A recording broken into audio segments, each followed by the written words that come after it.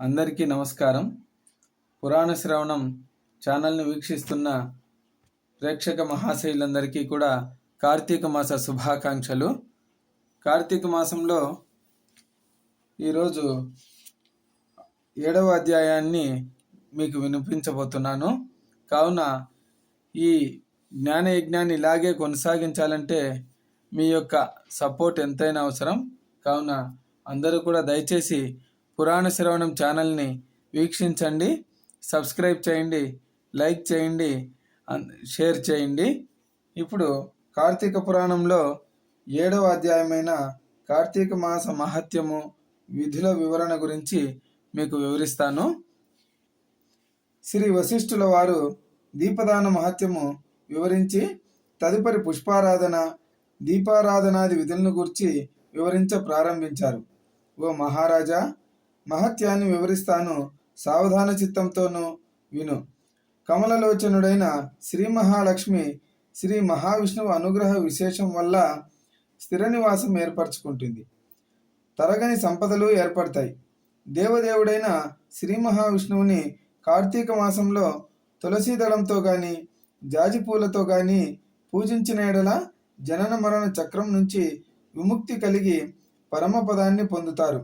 అటువంటి వారికి పునర్జన్మ ఉండదు. సర్వాంతర్యామి సర్వేశ్వరుడు అయిన సదాశివుని కార్తీక మాసంలో బిల్వదళాలతో అర్చించిన వారు ముక్తిని పొందుతారు. కార్తీక మాసంలో ఫలదానము చేసినట్లయితే సూర్యరశ్మికి పారిపోయిన విధముగా ఫలదానము చేసిన వారి పాపాలు పటాపంచలవుతాయి. కార్తీక మాసంలో శ్రీమన్నారాయణుని ఉసిరి చెట్టు నీడలో భక్తితో పూజించిన వారికి నరకాధిపతి అయిన యమధర్మరాజు తల ఎత్తి చూడలేడు. కార్తీక మాసంలో తులసీదళాలతో సాలగ్రామాన్ని అర్చించిన వాడు ధన్యుడవుతాడు. భక్తి శ్రద్ధలతో కార్తీక మాసంలో బ్రాహ్మణులతో వనభోజనం చేసిన వారి పాపాలు నశించిపోతాయి. ఉసిరి చెట్టు కింద సాలగ్రామార్చన చేసి సజ్జనులతో వనభోజనం చేయటం వలన వైకుంఠం ప్రాప్తిస్తుంది. భక్తితో భగవంతుని సన్నిధానములో మామిడి తోరణాలు కట్టి సాలగ్రామాన్ని పూజించడం వల్ల ఉత్తమగతి కలుగుతుంది. కార్తీక మాసంలో విష్ణు మంటపానికి అరటి స్తంభాలు కట్టి పువ్వులతో అలంకరించిన సాలగ్రామాన్ని అర్చన చేయువారు ఉత్తమగతి పొందుతారు. ఈ మాసంలో శ్రీ మహావిష్ణువుకు హృదయపూర్వకంగా ఒకసారైనా నమస్కరించిన పాపాలు తొలగి అశ్వమేధ యాగం చేసినంత ఫలితము దక్కుతుంది. కార్తీక మాస భగవంతుని మ్రోల, జపం, హోమం, దేవతార్చన చేసేవారు తమ పితృదేవతల సహితంగా వైకుంఠం పొందుతారు. కార్తీక మాసంలో వస్త్రదానం చేసినట్లయితే అనేక అశ్వమేధ యాగాలు చేసిన ఫలితం ప్రాప్తిస్తుంది. కార్తీక మాసంలో విష్ణు దేవాలయ శిఖరాన ధ్వజం కట్టే వారి పాపాలు గాలికి దుమ్ము ఎగిరిపోయిన విధంగా ఎగిరిపోతాయి. ఓ మహారాజా, ఈ కార్తీక మాసంలో నల్లని అగసి పూలతో కానీ తెల్లని అవిసె పూలతో కానీ కేశవ పూజను చేసిన వారికి 10,000 యజ్ఞాల వల్ల కలిగే ఫలితం కలుగుతుంది. ఆవు పేడతో తులసి కోట ముందు అలికి శంఖం, పద్మం, స్వస్తిక్ మొదలైన ముగ్గులు వేసి అలంకరించిన స్త్రీలు విష్ణు శిష్యురాండులవుతారు. కార్తీక శుద్ధ చతుర్దశి యందు, కార్తీక బహుళ చతుర్దశి యందు కానీ విష్ణు సన్నిధిలో దీపారాధన చేయటం వలన కలిగిన ఫలితాన్ని వివరించడానికి సృష్టికర్త అయిన బ్రహ్మకు కూడా సాధ్యపడదు. కార్తీక చతుర్దశి యందు ప్రమిదలో నువ్వుల గింజలు వేసి అవిసె పువ్వులుంచి కేశవాలయంలో దీపం వెలిగించి శ్రీ మహావిష్ణువుకు దీపారాధన చేయవలెను. కార్తీక పౌర్ణమి నాడు జిల్లేడు పూలతో శివారాధన చేసిన వారికి దీర్ఘాయుషువు కలిగి మరణానంతరం శివసాయుధ్యం కలుగుతుంది. కార్తీక మాసంలో మల్లెపూలతో నారాయణుని పూజించినట్లయితే సూర్యోదయం వల్ల చీకట్లు పోయిన విధంగా అన్ని పాపాలు పటాపంచలవుతాయి. తులసి కాష్టంతో తీసిన గంధాన్ని శ్రీ మహావిష్ణువుకు అర్చించినట్లయితే పాప విముక్తి పొంది విష్ణు సాయుధ్యాన్ని పొందుతారు. మ్రోల నర్తకుని వల్ల నాట్యం చేసినట్లయితే జన్మాంతరార్జితమైన పాపాల నుంచి విముక్తి కలుగుతుంది.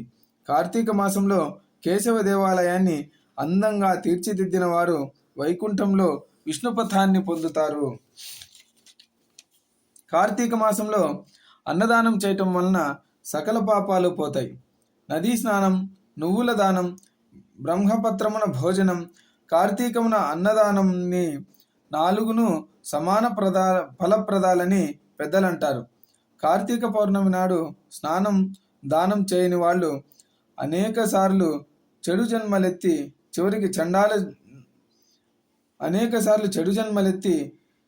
చెడు జన్మలు పొందుతారు. కార్తీక మాస వ్రతం చేయని పురుషుడు గాని స్త్రీ గాని అనేక జన్మల్లో జంతువులుగా పుడతారు. కార్తీక పున్నమి నాడు భక్తవత్సలుడైన శ్రీమన్నారాయణుని కదంబ పుష్పాలతో పూజించిన పుణ్యాత్ములు సూర్యమండలాన్ని చీల్చుకుపోయి స్వర్గంలో సుఖాలు అనుభవిస్తారు. కార్తీక మాసంలో సర్వజగద్రక్షకుడైన శ్రీమన్నారాయణుని భక్తితో మొగిలి పువ్వులతో ఆరాధించినట్లయితే 7 జన్మల తరువాత వేదాంగ పారంగతుడైన బ్రాహ్మణ జన్మ ప్రాప్తిస్తాయి. శ్రీమన్నారాయణుని 1000 దళాలు గల కమలాలతో కార్తీక మాసంలో పూజించే మానవులు దీర్ఘాయువును పొంది చివరకు సూర్యలోకం పొందుతారు.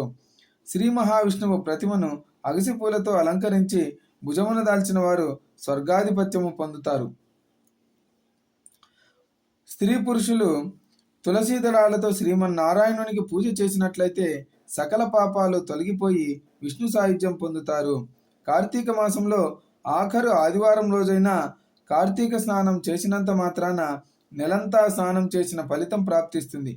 కార్తీక మాసంలో మొదటి రోజున శుద్ధ పాడ్యమి, మధ్య రోజైన పౌర్ణమి, చివరి దినమైన చతుర్దశి రోజు స్నానం చేసినట్లయితే ఆ నెలంతా స్నానం చేసిన ఫలితము దక్కుతుంది. ఆ విధముగా కూడా చేయడానికి శక్తి చాలని వాళ్ళు కార్తీక మాసమంతా ఆ మాస మహత్యాన్ని వినటం వలన అన్ని పాపాలు తొలగిపోతాయి. ఈ మాసంలో దేవాలయంలో దీపాలు ఉంచిన మానవుల పాపాలు నశించిపోయి ఈ మాసంలో విష్ణు పూజ కొరకు మనోవాక్కాయ కర్మల వలన తోడ్పడేవారు స్వర్గలోకం పొందుతారు. పుష్పం, గంధం, ధూపం మొదలైనవి కార్తీక మాసంలో విష్ణు భగవానుని భక్తిపూర్వకంగా అర్చించి ఆరాధించేవారు విష్ణుపథం పొందుతారు.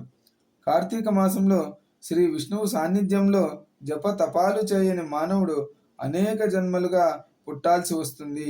ఏ మానవులు కార్తీక మాసంలో విష్ణు భగవానుని సాన్నిధ్యంలో ప్రదోష కాలంలో పురాణ కాలక్షేపం చేస్తారో వారు కేశవ మందిరం చేరుకుంటారు.